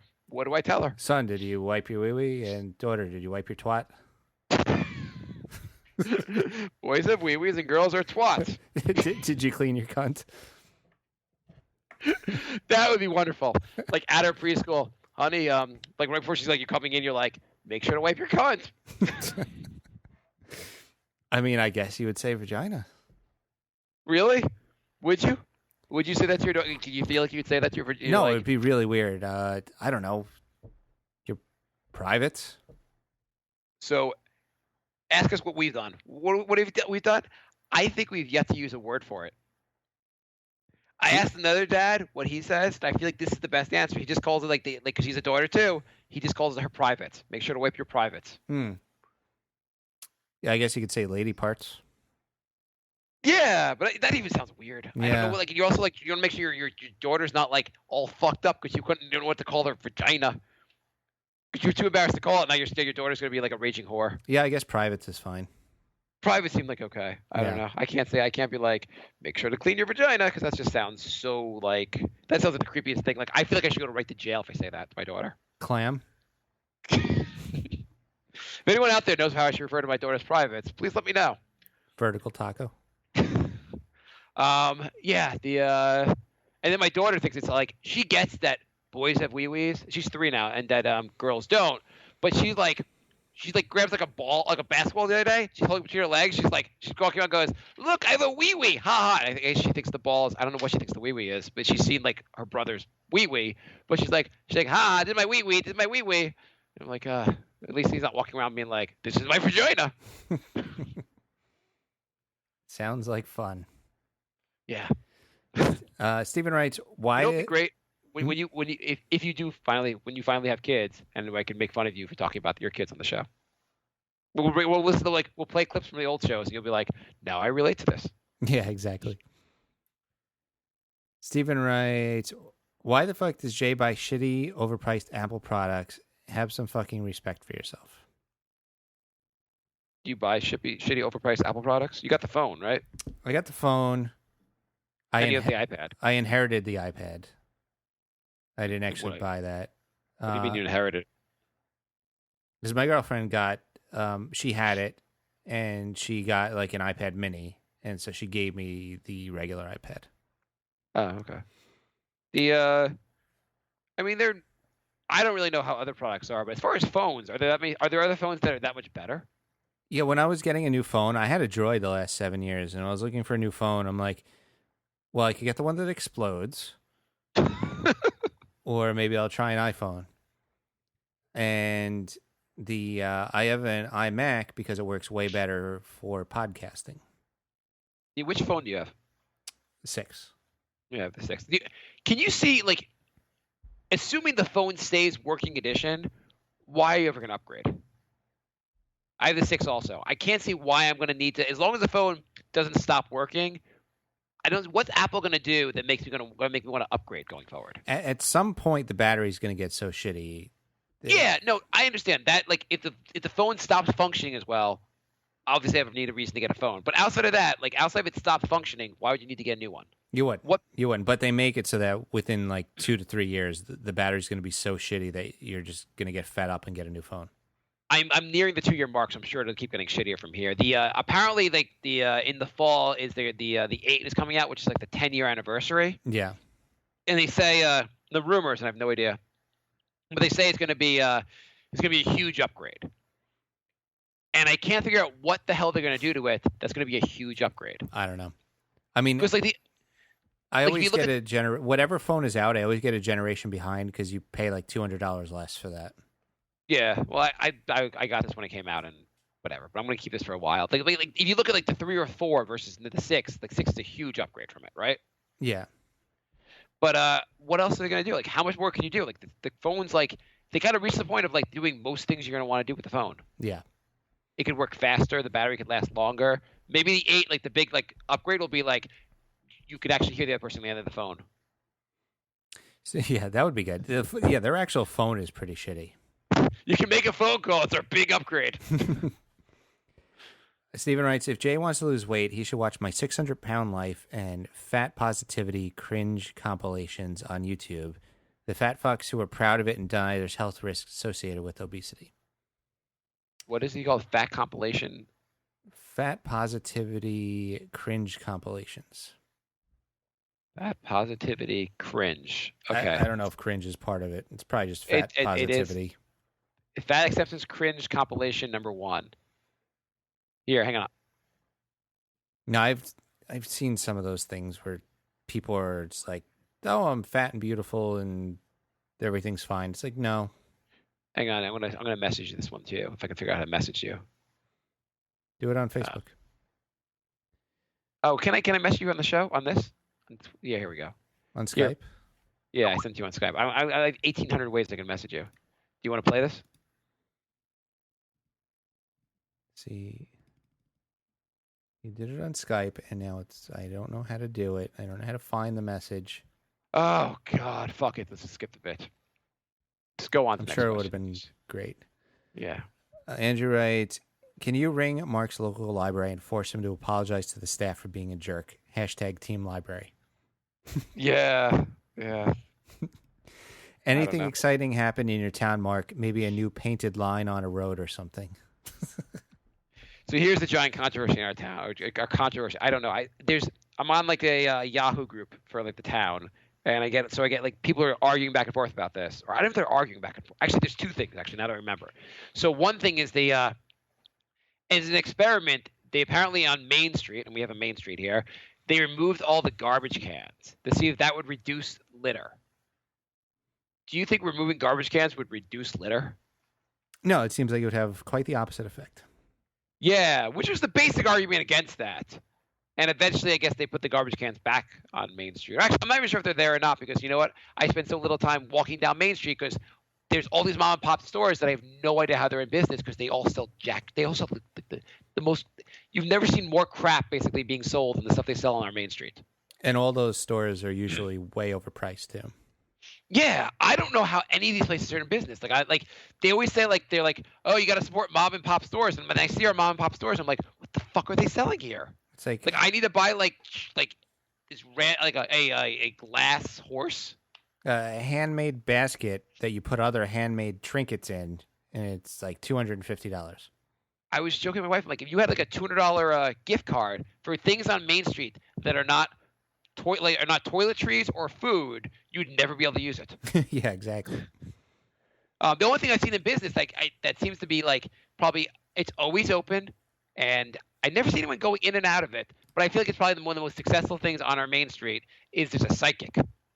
It's amazing how many psychics there are. It always seems to be open. No matter when I walk by it, it's always open. And how come every psychic seems to be a single Spanish mother? When God gave psychic abilities, he only gave them to single Spanish mothers. Andrew writes, any good April Fool's joke stories? Saying this podcast has multiple listeners is a joke, but that goes all year round. Oh, the other controversy my son's school, the roof is collapsing, Oh, and nice. parents are a little bit annoyed. There's leaks throughout the roof, and they have garbage cans in the hallways catching the leaks, and we're all like, hey, we pay a lot of taxes, and everyone's kind of pissed. That sounds great. And my wife's going to some meeting tomorrow to scream at the people with half the town screaming at the people because they haven't fixed the roof yet. Which is and they picture all on social media of what's going on. I showed it to my son. I'm like, he's like, yep, that's my school. April Fool's jokes. Yeah, I didn't really see anything too good. My son thinks it's April Fool's jokes. He's been doing this. He's loved this. He was like, Mom, I'm on fire. April Fool's. Mom, my hand fell off. April Fool's. That was the entire day. Awesome. Sounds great. He loved it. He was cracking himself up the whole time. It was wonderful. Jason writes, how long it took Jason to get his black belt in Kung Fu? 38 years and counting. I don't understand the joke. No, I said 38 years and counting. And we have a couple. Do you do Kung Fu? I missed that episode. I don't know. I don't get it. We got a couple comments while we were doing the show. This is why we have a chat room, guys. Jay in the chat room. Is Mark saying no? Well, it's easier than refreshing Facebook. Ira says, is Mark saying the movie Get Out was good because he has white guilt and the movie was made by black directors and actors? Sure. It was one of the best movies I've seen in a long. It's not an amazing movie, but a very entertaining movie. It was one of the most entertaining movies I've seen I never see movies in the theater, so I can't even say it's one of the ones I've seen. But it was really, really, really good. And Ira said, guys, we're already at war. I have a friend who is in Syria, and he said U.S. bombs have actually been dropped there. Google it. It's actually all over the news right now. I wouldn't be surprised. We bomb everybody. And were we already doing that? I think so. U.S. launches missiles at Syrian base after chemical attack. United States launched dozens of cruise missiles Thursday night at a Syrian airfield in response to what it believed. Jay, do we want to do a live podcast during the end of the world? It's a good thing we didn't have Hillary because she's a warmonger and would have started bombing people. I don't know what the great answer is, but And Liam writes, please explain your credit card loan thing. Well, who gave you $30K for grad school and who paid for your failed video career? Well, even I know this. His company reimbursed him for grad school instead of paying. He took out loans. His company reimbursed him for grad school instead of paying off the loans with that money from the company. He paid off his credit cards instead. There you go. Is that right? That is right. And that is the end of our show. So thank you, everybody, for listening. Brink of Sanity 3 on Twitter, thebrinkofsanity@gmail.com. Get in your bracket categories. Did you know we have a Nick podcast? You should listen. If you like the Knicks or you just want to hear more of us, the New York Knicks podcast. Should we do a new podcast all around this Syria? Yeah, there's probably no Syrian war podcast. Yeah, we'll do a Syrian war podcast. But the podcast won't change at all. It'll just be the same show. Next week, your feed is just going to say the Syrian war podcast, episode 272. It'll be the updates on the Syrian crisis podcast, and every episode we won't even talk about Syria. Kind of like the Trump podcast. We actually we should do our Knicks podcast. Rename that the Syrian war crisis. Why don't we just for Brink we just keep changing the name of the podcast every week until one gets a bunch of listeners? Yeah. What else can we go? We can try Syrian. What else can we do? I think we should do the Kim Kardashian podcast. I bet that would take off. I mean, we could just do it for any new anything that's in the news that week, any new really good movie or TV show, or we'll constantly change it. Yeah, whatever. I'm sure. All right, we'll never have an issue where not enough of our listeners could find the show. Well, then at least we could use that as an excuse. Yeah, if we weren't sabotaging our own show, man, we'd be huge. All right. Well, thanks for listening, everybody. We will be back next week. My